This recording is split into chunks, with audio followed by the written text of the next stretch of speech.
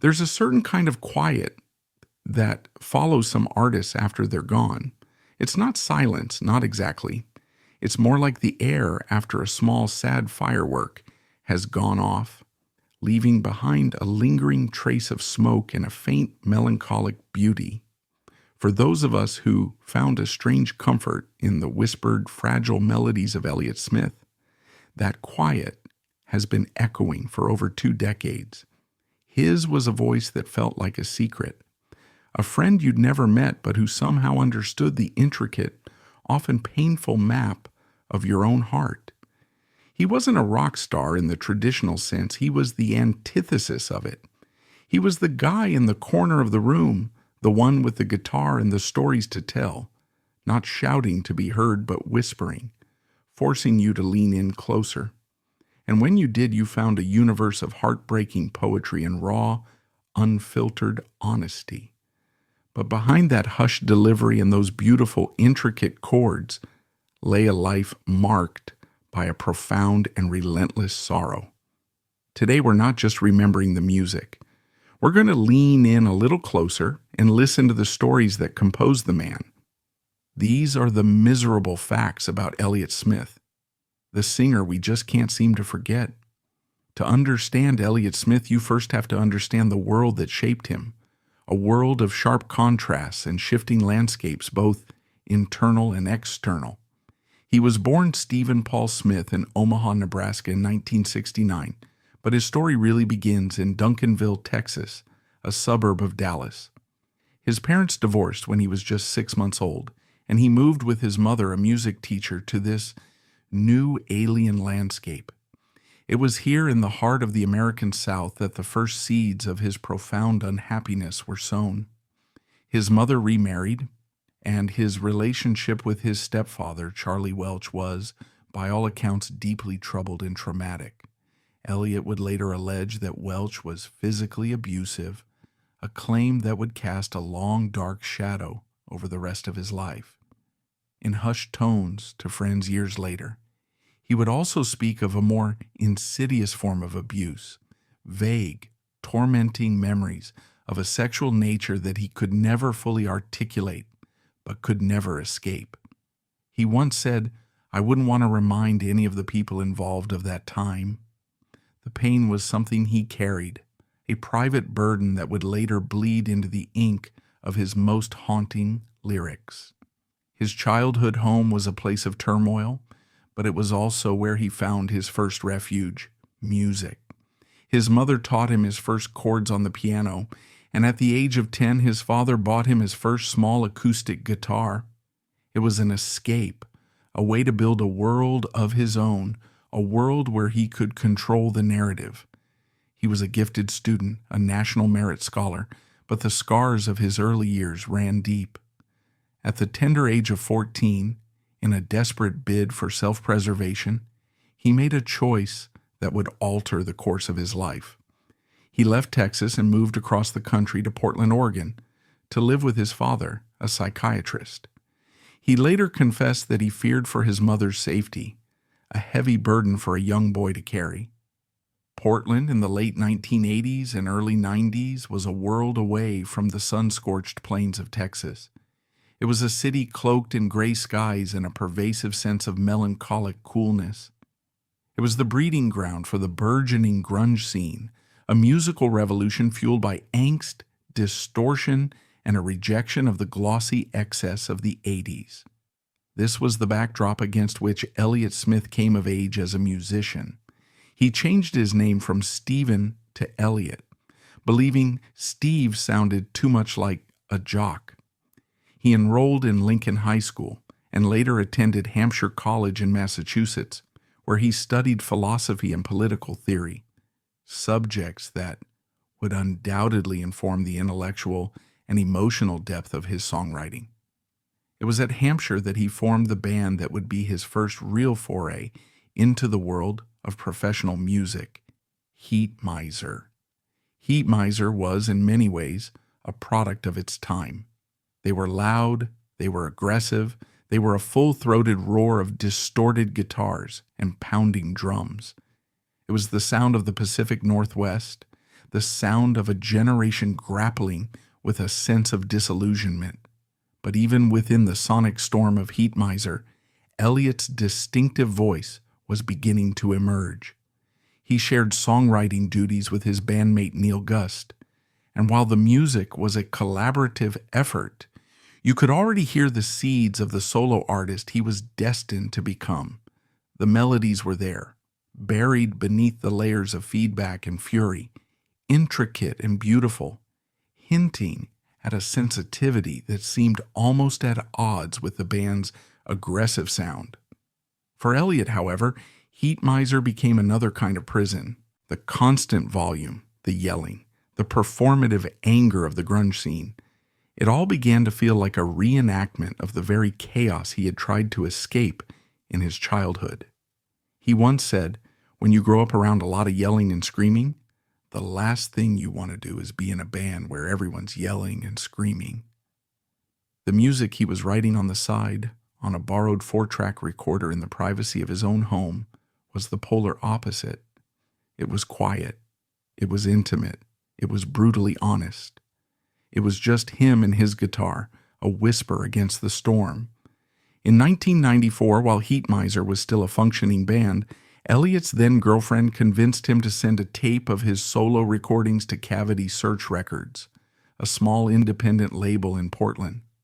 The label owner, Christopher Cooper, was so taken with what he heard that he offered to release the entire collection of songs as an album.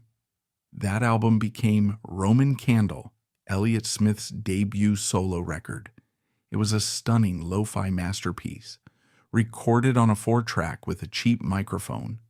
It was never intended to be an album, but it was the sound of an artist finally finding his true voice. The songs were fragile, skeletal things, filled with stories of broken people in broken places, all delivered in that now iconic spiderweb-thin whisper. The release of Roman Candle marked the beginning of the end for Heat Miser. As Elliott's solo work gained more attention, the tensions within the band grew. He released his self-titled album in 1995, another collection of stark acoustic confessionals that solidified his reputation as a songwriter of uncommon talent. By the time Heat Miser released their third and final album, Mix City Sons, in 1996, the band had already decided to part ways. Elliott was free to pursue his own path, a path that would lead him to both incredible heights and unimaginable lows. The mid-90s were a period of intense creativity for Elliott. He was prolific, constantly writing and recording. His third album, Either Or, released in 1997, was a breakthrough. It was still intimate, still deeply personal, but the arrangements were more ambitious, with layers of instrumentation, bass, drums, keyboards, all played by Elliott himself, that added new colors to his melancholic palette. The title was a nod to the Danish existentialist philosopher Søren Kierkegaard, whose work explored themes of despair, anxiety, and the search for meaning in a meaningless world. Themes that were, of course, central to Elliott's own artistic vision. Either Or was a critical darling, a masterpiece of indie rock that seemed destined to remain a beloved cult classic. But then Hollywood came calling. The director Gus Van Sant, a fellow Portlander, was working on a film called Good Will Hunting.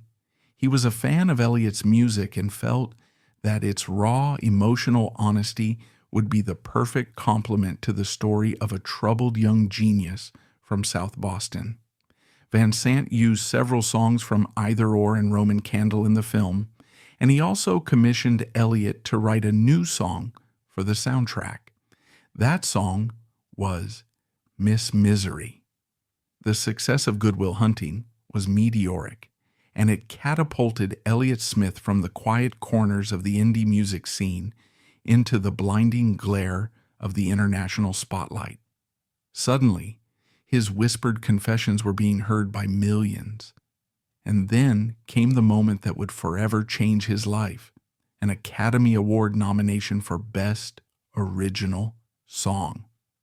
The 1998 Academy Awards ceremony was a surreal spectacle.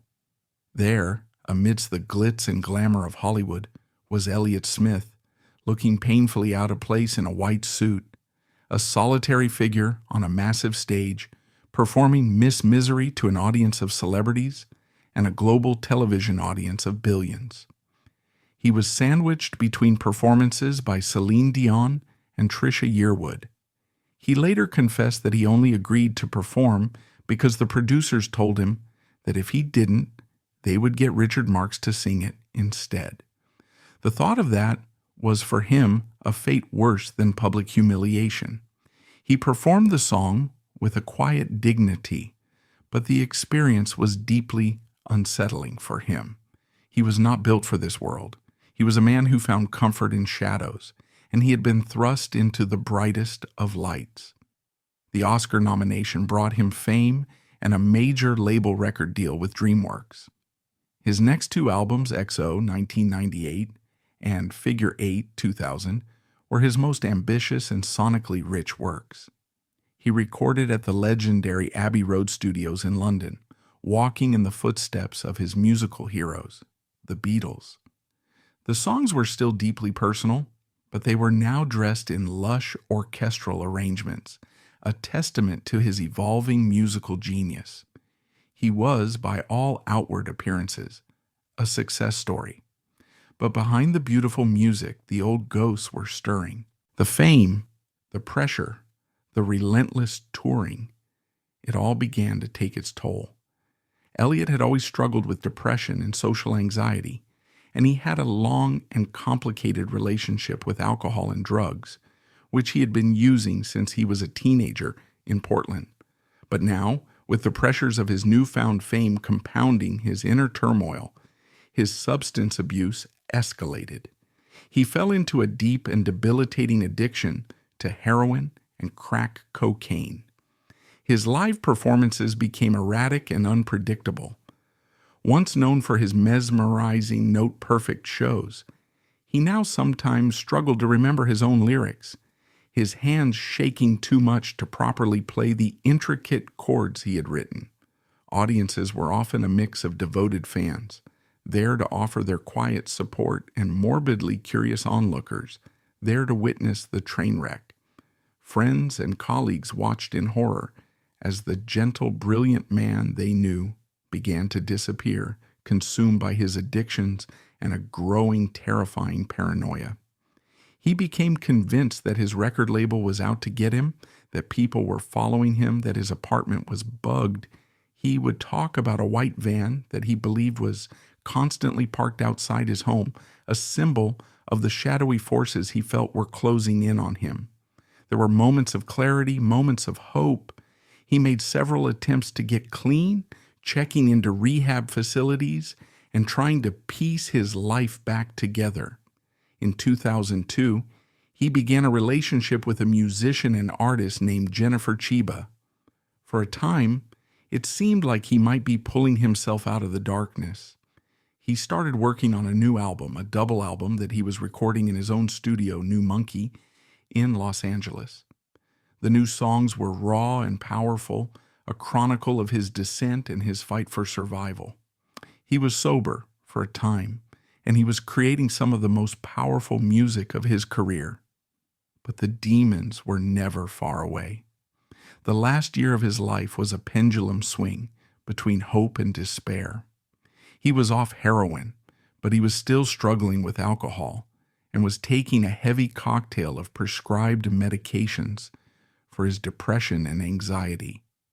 His paranoia, though lessened, still lingered. He was tormented by the memories of his childhood, memories that seemed to grow more vivid and more painful as he tried to confront them in sobriety. He told friends that he was trying to remember traumatic events from his past, things that he had long suppressed. It was a painful, agonizing process, and it left him emotionally raw and vulnerable. And then came October 21st, 2003. The day began with an argument between Elliott and Jennifer Chiba at their home in Echo Park, Los Angeles. According to Chiba's account, the argument escalated and she locked herself in the bathroom to get away from him. A few moments later, she heard a scream. When she opened the door, she found Elliott standing with his back to her. When he turned around, there was a kitchen knife protruding from his chest. He collapsed, and she, in a state of panic, pulled the knife out before calling 911. Paramedics rushed him to the hospital, but it was too late. Elliott Smith was pronounced dead at 1:36 p.m. He was 34 years old. The official cause of death was 2 stab wounds to the chest. The coroner's report, however, left the door open to speculation. The medical examiner was unable to determine whether the wounds were self-inflicted or the result of a homicide. The report noted several atypical aspects of the circumstances that were inconsistent with a typical suicide. There were no hesitation wounds, the small superficial cuts that are often found in suicides by stabbing. There were also defensive wounds on his hands and arms. And then there was the fact that he had been stabbed through his clothing, another detail that the coroner found unusual. Chiba was questioned by police, but she was never considered a suspect, and no charges were ever filed. In the years since his death, the debate over how Elliott Smith died has continued to rage, particularly among his fans. The open verdict of the coroner's report has fueled countless conspiracy theories, many of which point the finger at Jennifer Chiba. The story of their final argument, the pulled knife, the inconsistencies in the official report, it all created a fertile ground for suspicion and speculation. It's a sad and ugly coda to a life that was already filled with so much pain. Those who were closest to him, however, tend to believe that he did in fact take his own life. They point to his long history of depression, his multiple previous suicide attempts, including one where he reportedly ran off a cliff, only to be saved by some fortunately placed trees, and his intense struggles with addiction and paranoia. They argue that the man who died that day was not in his right mind, that he was a man at the end of his rope, pushed over the edge by a lifetime of pain and a recent, difficult withdrawal from the substances that had been both his crutch and his curse. William Todd Schultz, in his biography Torment Saint, interviewed many of Elliott's friends and colleagues, and the consensus was overwhelming. As one friend put it, they were watching a man who seemed to be haunting his own body, speaking of himself in the past tense as if he were already gone. Ultimately, the question of how Elliott Smith died may never be answered with absolute certainty. But in a way, the fixation on the how can sometimes obscure the more important question of why. Why was a man so gifted, so beloved, so capable of creating such profound beauty, so utterly consumed by sorrow? The answer, of course, is complex and multifaceted. It lies in the trauma of his childhood, in the unforgiving nature of addiction, in the crushing weight of a fame he never wanted, and in the mysterious, often cruel wiring of the human brain. What is certain is the legacy he left behind. His music continues to resonate, perhaps now more than ever, in a world that often feels just as broken and confusing as the one he described in his songs. He was a master of melody, a poet of the mundane and the miserable. He wrote about addiction, depression, and heartbreak with an honesty that was both brutal and beautiful. He gave voice to the quiet desperation that so many people feel, but so few are able to articulate. His songs are a testament to the fact that there is a strange and profound beauty to be found in sadness, a kind of solace in shared sorrow. He was a musician's musician, revered by his peers for his incredible talent and his unwavering commitment to his art. He influenced a generation of singer-songwriters from Bon Iver to Frank Ocean, who have followed in his footsteps, embracing a more intimate, vulnerable, and emotionally honest approach to music. His posthumously released album, From a Basement on the Hill, pieced together from the recordings he was working on when he died, is a powerful, albeit difficult, listen. It is the sound of a man fighting for his life, a raw and unfinished masterpiece that stands as a testament to both his genius and his pain. Elliott Smith's story is in many ways a tragedy. It is a story of a life cut short, of a brilliant light extinguished far too soon. But it is also a story of resilience, of the power of art to redeem and to heal, even if that healing is only ever partial and temporary. He took his pain and he transformed it into something beautiful, something that has brought comfort and understanding to countless people around the world. He reminded us that it's okay to not be okay, that there is a strength to be found in vulnerability, and that even in the darkest of nights, a single whispered song can feel like a flicker of hope. He was, as one writer so aptly put it, the poet laureate of the sad, the broken, and the forgotten. And for that, for the beautiful, miserable, unforgettable music he gave us, we will be forever grateful. The quiet will never truly be silent as long as we keep listening. If you like this video, hit that thumbs up, let us know your thoughts in the comments section, and subscribe so you won't miss out on future uploads. See you next time.